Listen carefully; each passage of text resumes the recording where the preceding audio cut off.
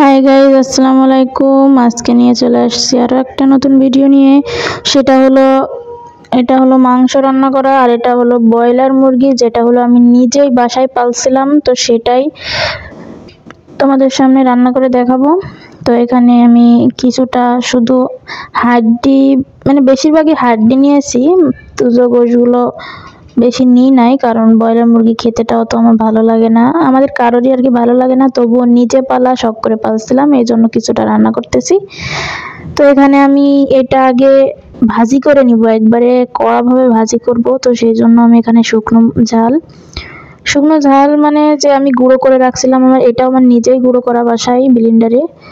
তারপরে দিয়ে দিচ্ছি হলুদ, তারপরে কিছুটা লবণ, তারপরে তেল দিয়ে এটা আমি একদমই ভাজি করব। তো একদম এখানে আর এই মাংসর গায়ে যে একটু পানি লেগে আছে এইটুকু শুকানো পর্যন্ত এখানে এরকম একটু মাখানোর পরে রেখে দিব।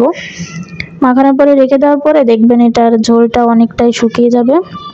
তো এর কালার দেখেন কেমন হয়ে গেছে, এর কালার আরও অনেক সুন্দর হবে। কিছুক্ষণ নাড়াতে নাড়াতে এভাবে রান্না করার পরে কালারটা আরও চেঞ্জ হয়ে যাবে। তো এই পর্যায়ে আমি এখানে দেখেন এই যে ব্রয়লারের যে কলিজাটা ছিল এটা আলাদা করে রাখছিলাম, কারণ শুরুতে দিলে এটা গলে যেত। তো এখানে গরমের ভিতরে এটা দিয়ে এইভাবে কিছুক্ষণ রেখে দিব, যাতে সিদ্ধ হয়ে যায়, কষানোর সময় যাতে ভেঙে চুরে না যায়।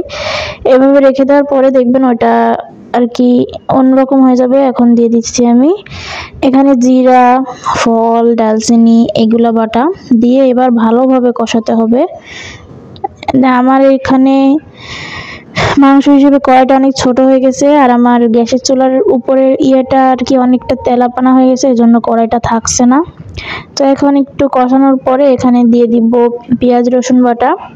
তো এইটা দেওয়ার পরে দেখবেন যে গোশটার যে তলাতে একটু লেগে যাচ্ছিল, এটা আবার ছেড়ে দিবে।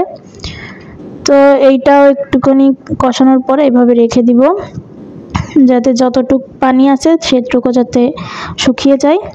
তো দেখেন আমার কিন্তু অনেকটাই শুকাই গেছে, তলাতে আবার লেগে আসতেছে। এই পর্যায়ে কিন্তু আর পানি দিব না, এইভাবে কষাতেই থাকবো।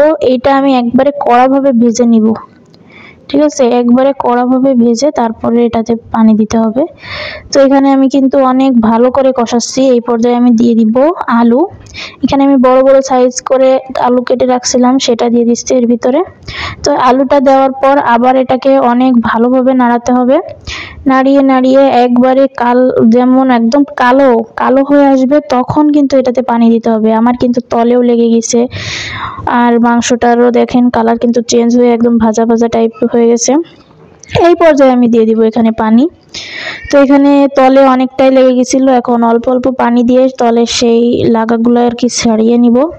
তো এইভাবে আস্তে আস্তে করে, আর ব্রয়লার মুরগি নরম হয় যেহেতু, সেক্ষেত্রে এটা ভেঙে যাওয়া স্বাভাবিক। আর এটা আমার বেশি বড় হয়েছিল না, মুরগি একটু ছোট ছিল, এই জন্য গোশগুলো আরও নরম, এই জন্য আরও বেশি করে ভাজলাম। তো দেখবেন এর কালারটা এমন কালা হয়ে যাবে। তো এখন আমি ভালো করে পানি দিয়ে এটাকে কিছুক্ষণ জাল করে নিব, আলুটা সিদ্ধ হওয়া পর্যন্ত জাল করতে হবে। আর আমি এতে ঝোলও বেশি রাখবো না, একদমই অল্প ঝোল রাখবো।